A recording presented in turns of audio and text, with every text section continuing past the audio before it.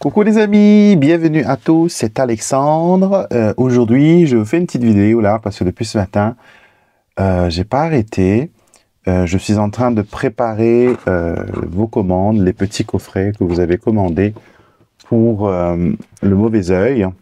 Donc, je suis en train de faire les emballages et je me suis dit, pendant que je vais travailler, je vais profiter pour discuter un petit peu avec vous parce que vous avez quelques questions. Donc, je réponds d'abord à ce mail que quelqu'un m'a demandé si j'avais encore des encens. Donc, bonjour. Oui, bien sûr. Voilà, j'envoie ça. Donc, vous avez été nombreux et nombreuses à me commander le coffret spécial mauvais œil, protection contre le mauvais œil. Donc, dans le petit coffret, vous avez bien sûr de l'encens contre le mauvais œil. Vous avez l'huile. Vous avez notre bougie bleue chargée. Voilà. Et un bracelet talisman pour vous protéger encore plus. Et beaucoup de personnes me demandent, Alexandre, quand c'est le meilleur moment pour l'allumer? Est-ce que c'est le 31? Est-ce que c'est le 24 décembre? Est-ce que c'est le 1er janvier? Alors, le meilleur moment, l'idéal, ce serait pour le 27 décembre. Je redis, le 27 décembre, pour la pleine lune, c'est le moment idéal pour le faire. D'accord? Et si jamais vous ne pouvez pas le faire pendant le 27 décembre, vous pouvez le faire à ce moment-là, soit le 31, soit le 1er. D'accord? Comme ça peut vous être utile. Mais faites-le surtout dans un moment où vous êtes calme, dans un moment où vous êtes disponible, où vous ne serez pas dérangé, où vous n'aurez pas besoin, voilà, de gérer plusieurs choses à la fois. Donnez-vous comme un rendez-vous spirituel où vous allez, voilà, vous connecter à l'univers et au divin à travers ce rituel pour votre bien-être, pour votre réussite. Donc voilà, l'huile, vous pouvez le porter après pendant tout le long de l'année. Vous pouvez le mettre sur vous. Vous pouvez aussi, par exemple, dans votre travail, si vous savez qu'il y a des gens qui sont un petit peu envieux, vous pouvez prendre l'huile et rouler un petit peu sur vos doigts et toucher, par exemple, les poignées de vos tiroirs. Vous pouvez toucher le poignet de la porte. C'est ce qu'on appelle contact magic, la magie du contact. Vous voyez, comme souvent on dit, quand quelqu'un est enrhumé, elle va infecter tout le monde en touchant, comme par exemple le Covid-19 a été transmis par ça. On a le virus, la bactérie, et le fait de toucher des objets, on contamine et quelqu'un passe derrière et la personne est contaminée. C'est le même truc, mais sauf que là, c'est d'une façon bénéfique, d'accord? D'une façon bénéfique, vous les contaminez de bonnes énergies et ça peut aussi, voilà, pas juste les occuper à autre chose pendant que vous construisez votre réussite, ça peut aussi permettre à ce que eux aussi, ils aient une opportunité ailleurs et que, voilà, tout le monde soit béni en même temps et que, voilà, tout s'arrange. Donc, du coup, vous pouvez l'utiliser comme ça. L'encens, bien sûr, vous pouvez l'allumer pour vous protéger, pour enlever le mauvais œil. Si vous sentez que vous avez été, voilà, victime du hasard, d'accord? Donc, vous pouvez allumer votre encens et parfumer votre intérieur. Vous pouvez aussi le passer sur vous et vous allez voir que ça va vraiment donner des résultats extraordinaires. Donc là, je vous accueille vraiment dans la partie atelier où jamais vous êtes venu, je pense. C'est l'endroit où, voilà, je travaille sur mes conceptions, où il y a plein de petites choses qui se passent ici. C'est un petit peu, voilà, la caverne d'Ali Baba, d'accord? Parce qu'on essaie de le garder rangé. Rangé peut-être pas, on essaie de on le garde propre, d'accord? Première chose. Mais ranger, ça dépend des moments. Comme là, par exemple, j'ai reçu des livraisons, j'ai reçu du stock. Je ne vous cache pas, c'est un peu des fois un jeu de Lego. Pour trouver la place, pour trouver... je fais du n'importe quoi, vous voyez. faut trouver de la place pour ranger tout, pour que ce soit accessible et optimum. Donc, j'ai pas mal de petits projets sur quoi je travaille. Et j'ai reçu voilà, des nouveaux produits que je vais vous présenter, bien sûr, dans les prochaines vidéos. Les personnes qui me demandent c'est quand je pars en congé. Je pars en congé à partir du 20 décembre. D'accord? Je vais prendre un break. J'ai besoin pour me ressourcer. J'ai besoin pour remettre les choses en ordre, pour faire mon inventaire, pour faire ma comptabilité. Vous savez comment c'est quand vous tenez une petite entreprise, et il y a quand même des choses qu'il faut qu'on fasse. Hein. On a nos déclarations, etc. à faire. Donc, il y a tout ça à mettre en place. Et donc, je vais prendre quelques jours pour passer un peu du temps avec ma famille. Et aussi, voilà, profiter un petit peu des fêtes. L'année dernière, j'avais la chance de partir à Paris. C'était vraiment pas mal. J'ai bien aimé. Mais cette année, je reste bien au chaud sur mon île. Je ne voyage pas. Et après, je vais reprendre en janvier. Pour les personnes qui veulent prendre rendez-vous avec moi pour le mois de janvier, parce que je reprends mi-janvier, les places se remplissent très vite. Donc, vous pouvez dès maintenant, dès lors, commander votre consultation avec moi pour être sûr que j'ai une place. Parce que même pendant que je serai en congé, les consultations en urgence vont aussi fermer. Hein. Donc, ne pensez pas que si je paye pour une consultation en urgence, Alexandre, il va me répondre, il va me voir. Non, c'est vraiment pour faire un break. Et c'est vraiment pour être au meilleur de ma forme énergétique. Quand je reviens comme ça, je suis au top pour vous apporter le soutien et l'aide que vous avez besoin pour avancer, pour évoluer. Ok, d'accord. Et je voulais aussi vous parler un petit peu parce que j'ai beaucoup de questions. Hein. Il y a des gens qui m'écrivent, des gens qui m'ont commandé des trucs et après ils me posent des questions. Et je me suis dit, ces questions-là sont pertinentes. Et vous savez comment je suis? À la place de répondre à une seule personne uniquement quand je vois que ça peut bénéficier à toute la communauté, je fais en sorte voilà, de faire une vidéo et de partager l'information avec tout le monde. Donc, vous savez que je fais des petits sacs gris-gris. Voilà. Dans la tradition, on va dire dans la tradition des îles ou créoles ou peu importe, parce que les sachets comme ça, vous les retrouvez dans pas mal de cultures, hein, que ce soit la culture africaine, que ce soit la culture indienne. Elle a des noms différents. On l'appelle sachet gris-gris, on l'appelle mojo bag, on l'appelle nation sack, on l'appelle tabiz.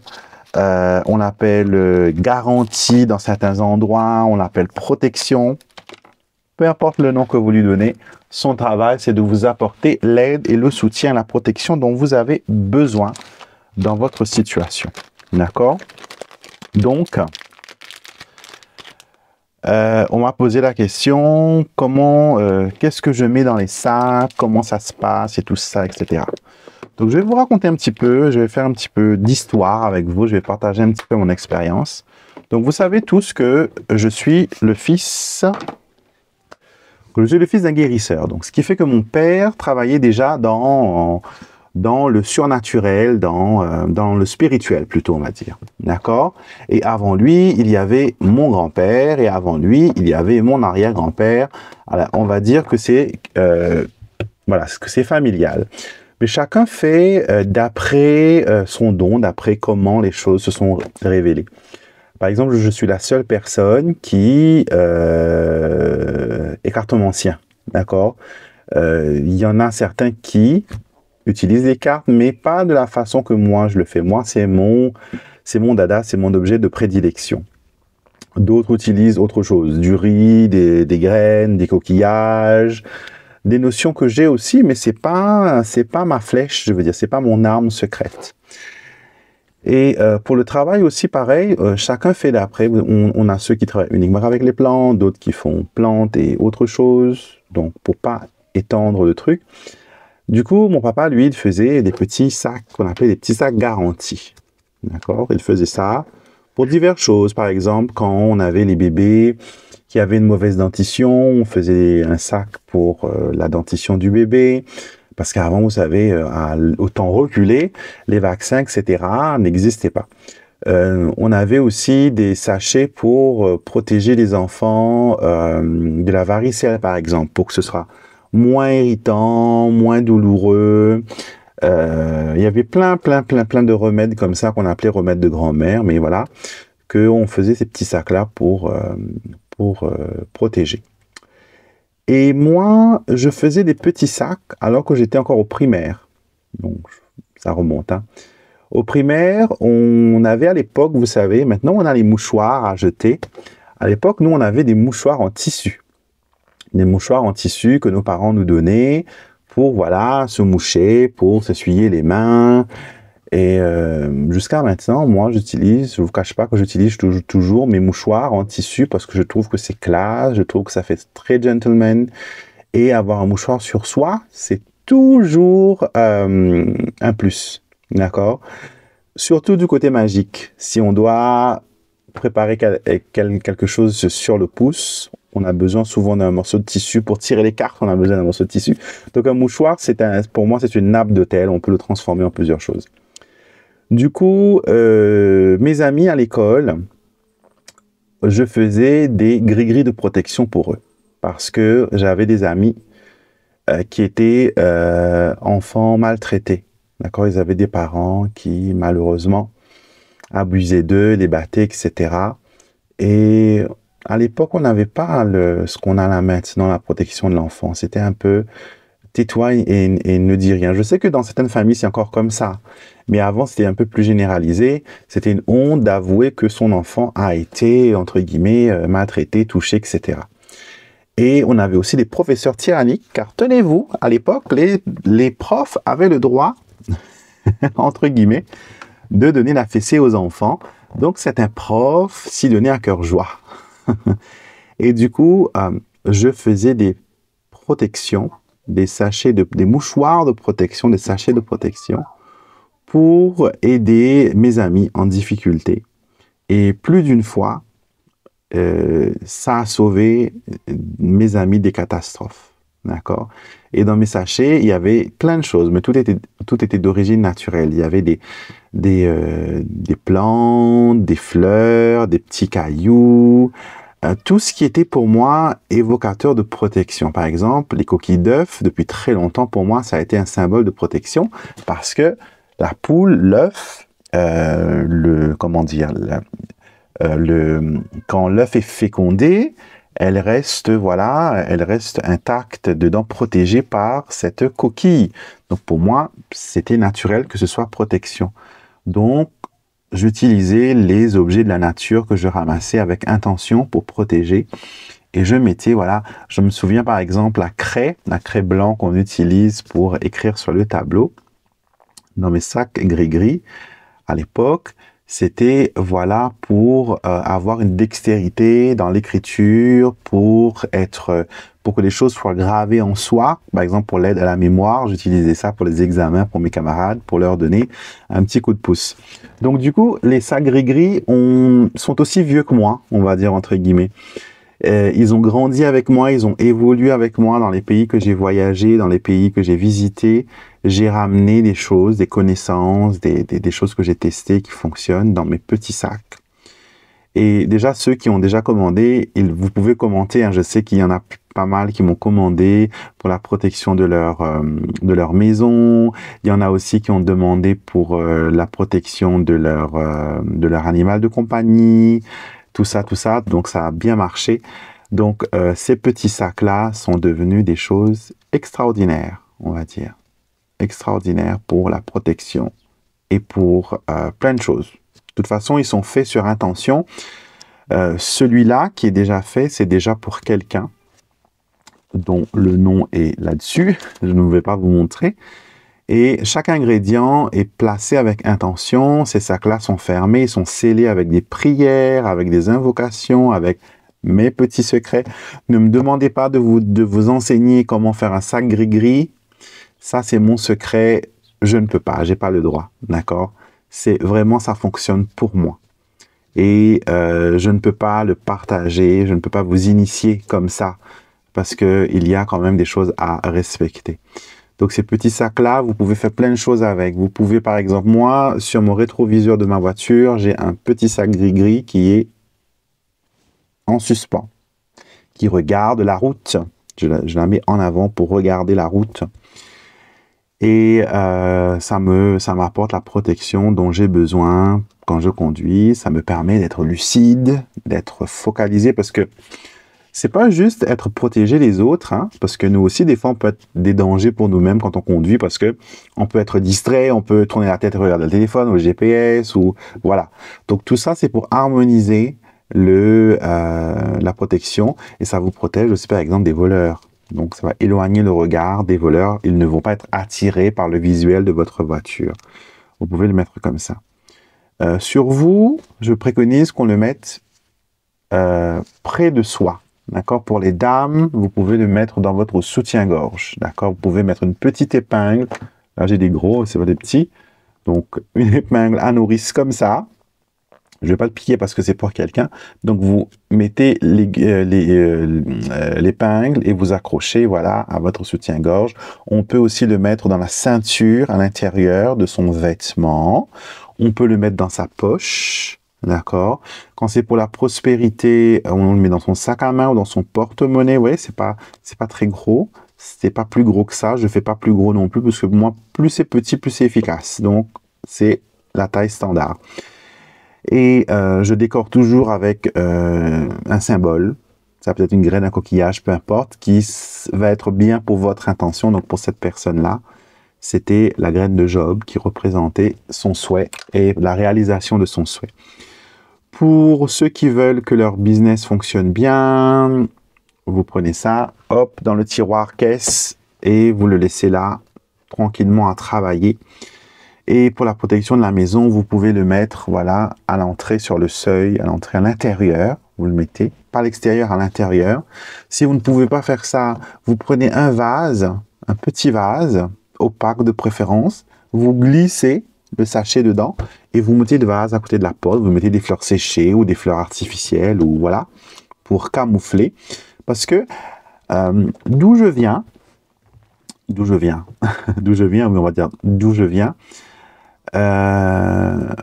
pendant une époque, on pratiquait ce qui était la magie discrète. D'accord? Donc, tout était dissimulé.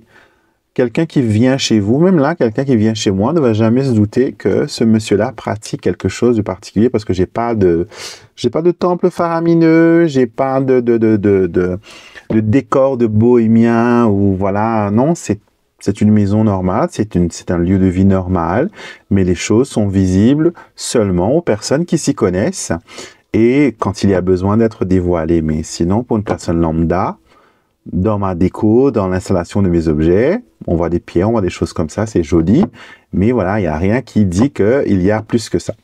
Donc, on pratiquait ce qui était la magie de la discrétion.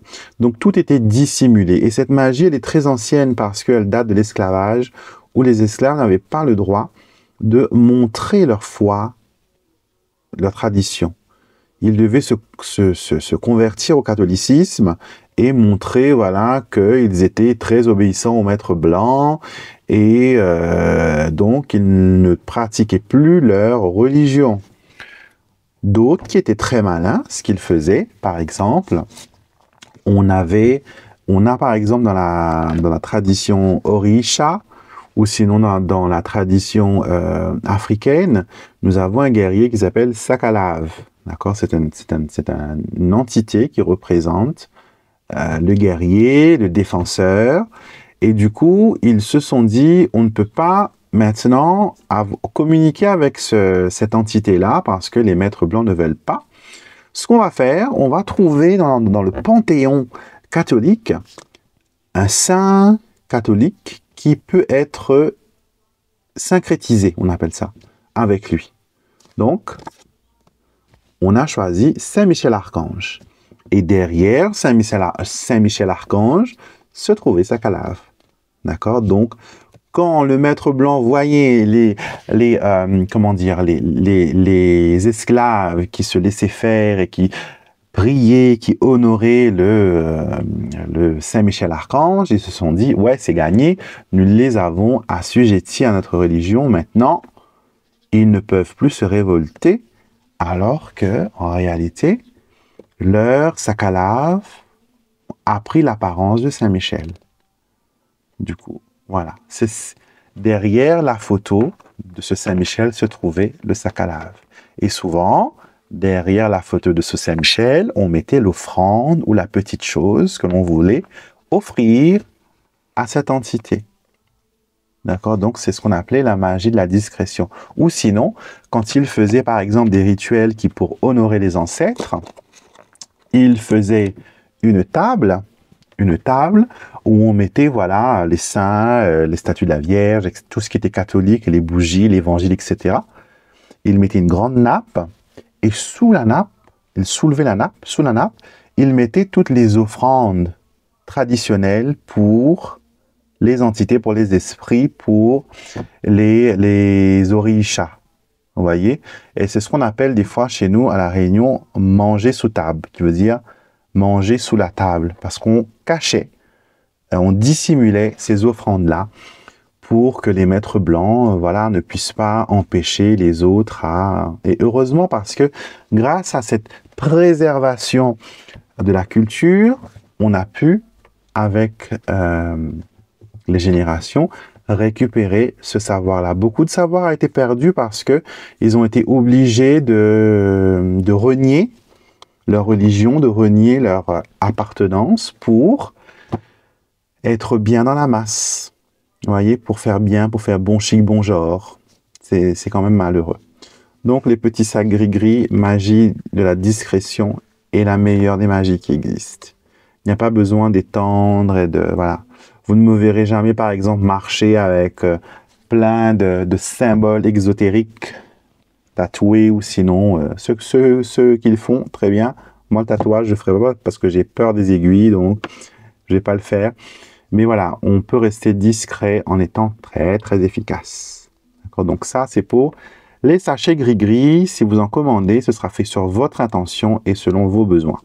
OK?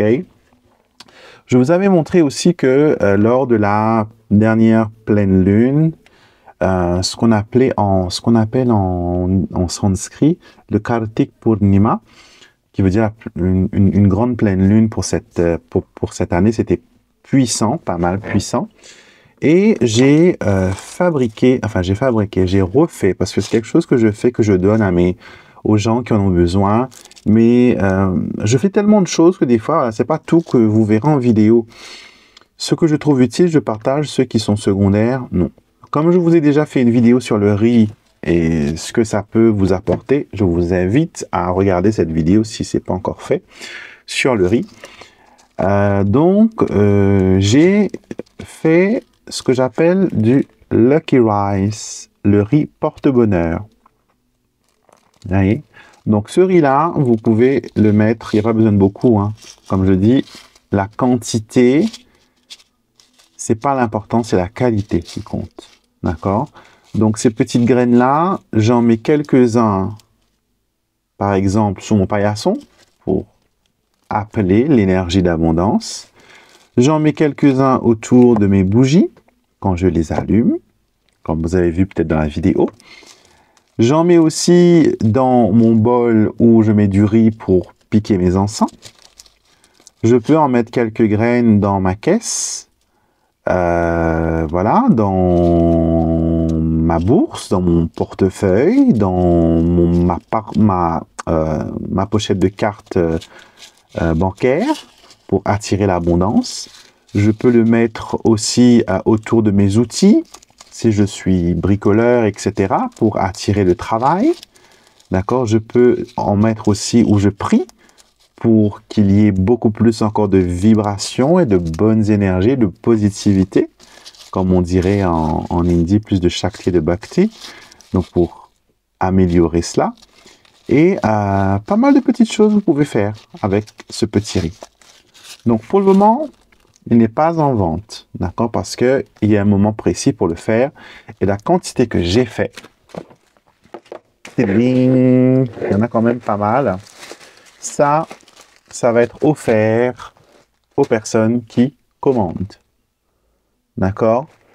Les personnes qui commandent des encens, des personnes qui commandent des bougies consacrées, le petit Lenormand que j'ai en stock ici, c'est le Mon Amour, ainsi que l'anti-sèche. D'accord? Si vous commandez ça, vous aurez le riz, les bracelets et tout ça.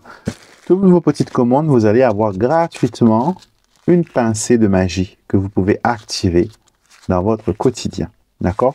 Pour le moment, comme je vous l'ai dit, c'est un cadeau. C'est pas pour être vendu.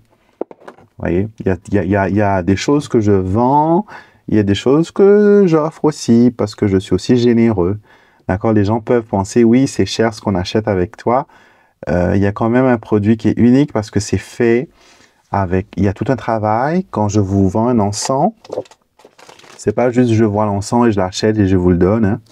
Non, je l'ai essayé, je l'ai testé, j'ai analysé les ingrédients, j'ai parlé au fournisseur, voilà, j'ai demandé d'où ça vient, etc. et tout ça. Donc, il y a toute une enquête parce que je veux que ça reflète, parce que mes produits me représentent moins et je suis très, très méticuleux dans ce que je fais. Vous voyez, même les petits encens que j'offre comme ça, des échantillons, on va dire entre guillemets, que j'offre. Là, par exemple, c'est du Palo Santo. Des fois, c'est la cannelle. Ça dépend de ce que j'ai. Et j'offre. C'est des choses que j'achète et que j'offre. Donc, voilà pour ça. On a aussi reçu un nouvel encens en parlant d'encens. Cet encens-là, je l'ai trouvé. L'année dernière, quand j'ai refait mon stock d'encens pour le mauvais œil et tout ça, le fournisseur m'a envoyé un encens qui sent trop bon. D'accord? C'est la même quantité que vous avez pour un encens du mauvais œil ou False Luck ou whatever. Et cet encens-là s'appelle Darshan. C'est un mot en sanskrit. Vous verrez souvent que j'utilise des mots un peu bizarres. Hein, vous allez peut-être vous dire, du coup, il est qui lui? Il est français, il est réunionnais, il est qui? Il est quoi? Donc, d'une, je parle plusieurs langues. Donc, je parle plus de 4 langues. Je suis, voilà, polyglotte, on va dire. Et je suis d'une descendance indienne, donc j'ai des arrière-grands-parents qui viennent de l'Inde, donc je connais un peu de hindi, je connais un petit peu, voilà. Et souvent les mots que j'utilise, comme par exemple, je vous ai dit tout à l'heure, Shakti et Bhakti, Shakti veut dire la force et la puissance du divin, mais au féminin, d'accord? Et donc, Darshan, c'est un terme, parce que souvent les mots en hindi, vous savez, c'est pas pareil, parce que, comment expliquer ça? En français, par exemple, quand on dit bonjour, on souhaite le bonjour, c'est pour souhaiter pour que la journée soit bonne. Mais par exemple, quand on dit en hindi namaskar ou namaste, c'est plus qu'un bonjour. C'est comme si que je disais à la personne, je vois ton âme, je te vois. Je vois ton âme. Un peu comme dans Avatar, quand ils font le salut et qu'ils disent que je te vois, c'est pas juste je te vois physiquement, toi en tant que personne enveloppe charnelle, mais je vois ton âme, je vois ton essence. C'est un truc philosophique. Et dans pas mal d'expressions, dans pas mal de mots en hindi ou en sanskrit, c'est pas juste un mot qui veut dire quelque chose. C'est un concept, c'est une phrase, c'est une émotion. Souvent, c'est une émotion qui vient avec un mot. Donc, le mot darshan, on l'utilise souvent. Par exemple, vous allez entendre les gens utiliser ça quand ils vont au temple. Ils vous disent, voilà, je suis parti faire mon darshan dans un lieu sacré.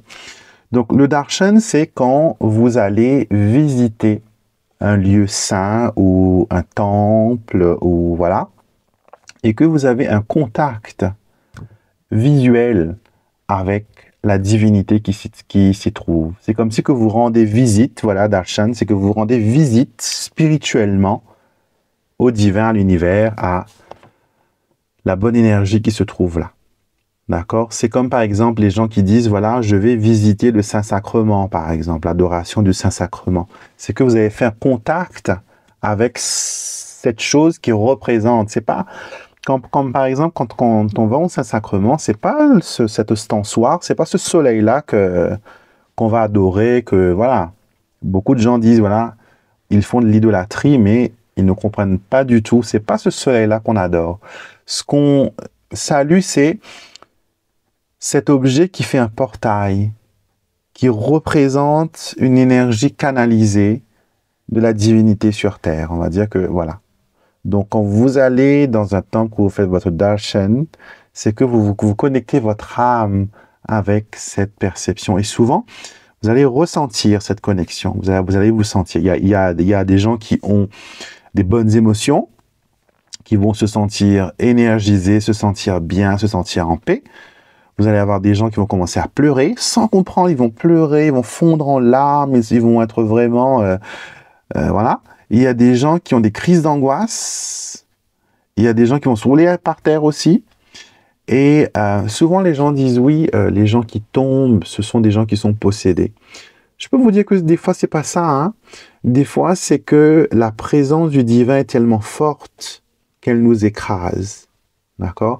C'est pour ça que, des fois, je vous dis, il y a des gens qui disent, oui, ils canalisent l'énergie de l'archange Michael. Je peux vous dire que c'est presque impossible.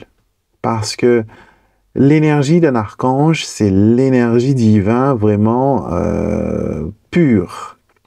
Et nous, en tant qu'humains, on n'est pas capable même de rester en sa présence. Regardez par exemple quand vous lisez la Nativité, quand les anges accostent les bergers pour leur annoncer que le Christ est né, et ils sont éblouis, ils ont peur, ils tremblent. Et l'ange leur dit souvent, la première parole d'un ange, c'est « n'aie pas peur ». Même à la Vierge, ils ont dit « n'aie pas peur ». Parce que une présence angélique, c'est une présence qui est énorme. C'est une présence qui est forte. C'est une émotion étrange, méconnue, inconnue, parce qu'on ne la ressent pas souvent.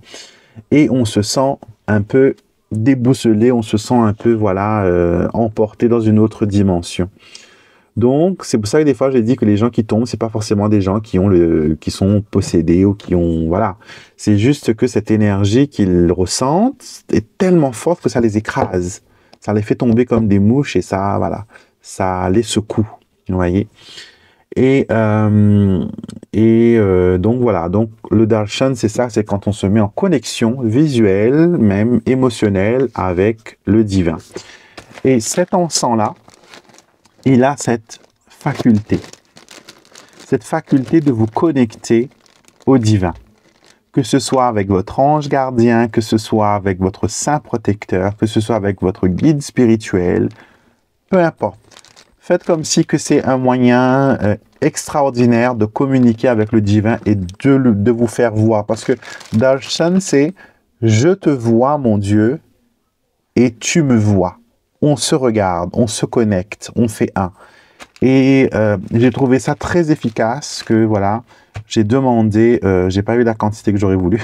J'aurais voulu un peu plus parce que je sais, pour moi déjà, comme je vous dis, des fois je suis un petit peu égoïste parce que la plupart de ce que je propose aux gens, c'est des choses qui sont pour moi d'abord, que j'ai trouvé bien, que j'ai utilisé, que j'ai trouvé extra. Et voilà, et petit secret, c'est ce que j'utilise pour mes rituels de pleine lune. Darshan. Pour la connexion avec la forme divine, maman divine. Ouais, parce que la pleine lune, elle représente une mère et on se connecte au Shakti, au Purnima, comme on dit de la lune, pour se connecter. Donc, c'est un des encens que j'utilise pour mes rituels. Donc, vous pouvez aussi en commander.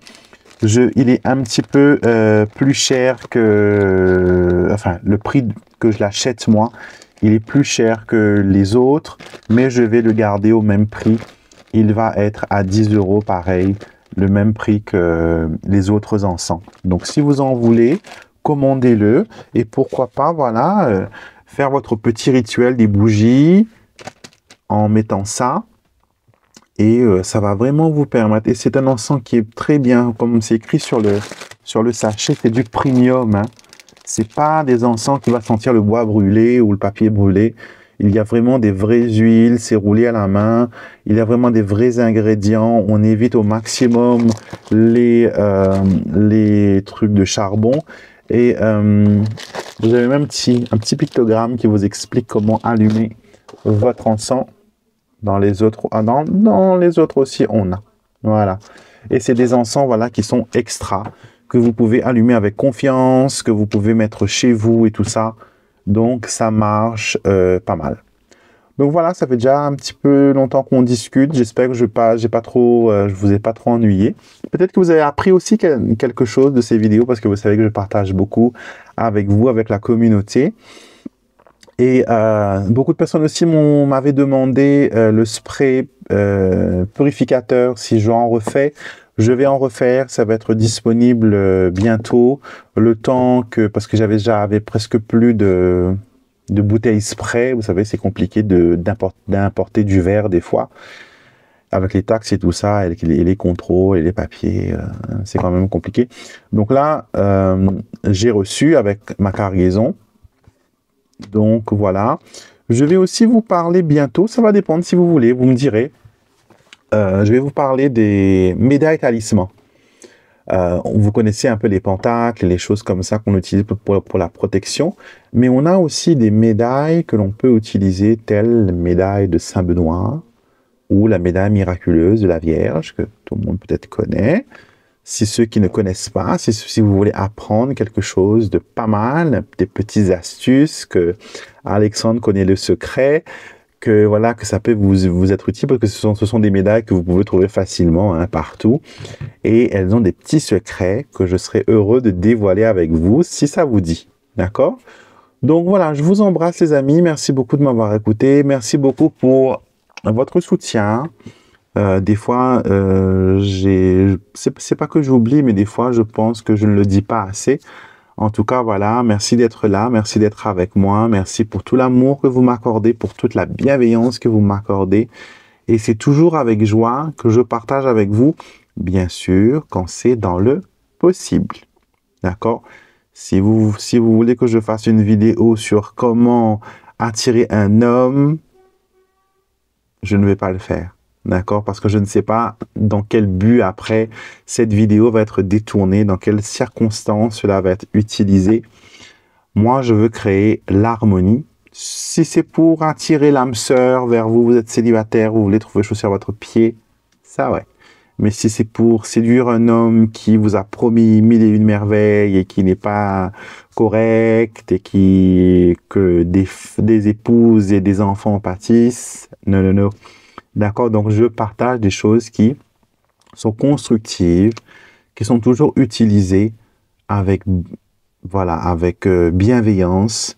Je ne vais pas vous mettre des armes à la main pour attaquer les autres. Non, je vous donne des armes, je vous donne des fleurs. Des fleurs pour, voilà, pour répondre à la bonne humeur, la joie, l'amour, la gratitude et tout ça autour de vous. D'accord? Donc voilà, j'ai papoté. Je vous fais un gros bisou. Je vous envoie tout mon amour et soyez bénis. Donc, abonnez-vous aussi à la chaîne, d'accord? Soutenez, venez faire partie. On est plus de 72 000 sur la chaîne, d'accord? Et je suis toujours, comment dire, choqué, entre guillemets, quand je vois toutes les personnes qui sont ici. C'est vraiment une grande joie de partager avec vous. Je vous embrasse, prenez soin de vous et à très vite les amis et merci encore de votre soutien.